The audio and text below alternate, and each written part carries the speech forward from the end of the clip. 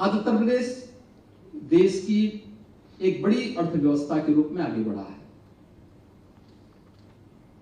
हमने आदरणीय प्रधानमंत्री जी के मार्गदर्शन में, उनके नेतृत्व में विगत 6-7 वर्षों में उत्तर प्रदेश के अंदर सुशासन को स्थापित करने में कुछ सफलता प्राप्त की। सुशासन की पहली शर्त है रूल ऑफ लॉ,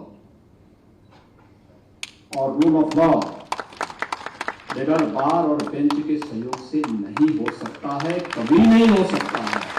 और मैं इस बात के लिए उत्तर प्रदेश के बार को भी और बेंच को भी इस बात के लिए हृदय से धन्यवाद भी दूंगा, उनका आभार भी व्यक्त करूंगा। उत्तर प्रदेश के सुशासन के इस मॉडल को स्थापित करने के लिए उनका सकारात्मक सहयोग प्रदेश को हमेशा प्राप्त हुआ है। उसी का परिणाम है कि आज उत्तर प्रदेश कुछ नया करने की दिशा में अग्रसर हुआ है।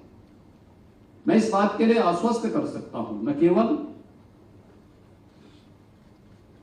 Doctor Rajendra Prasad national law university के इंफ्रास्ट्रक्चर के लिए, बल्कि मैंने पहले भी कहा कि सुशासन की पहली शर्त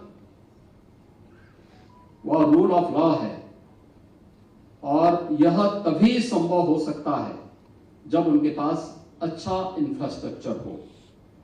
राज्य सरकार इस दिशा में किसी भी प्रकार की कोई कोताही नहीं बरतेगी। और मेरे पास जब भी न्यायिक क्षेत्र से जुड़े हुए कोई भी इस प्रकार के प्रस्ताव आते हैं, हम अपने अधिकारियों से भी कहते हैं कि देखो, एक कॉमन मैन का विश्वास न्यायिक जगत से बना है, हमें उस विश्वास को बरकरार रखने में अपना योगदान देना चाहिए। क्योंकि अगर लोकतंत्र में जनता का विश्वास डगमगाया तो फिर उसको सड़कों पर उतरने में देर नहीं लगेगी।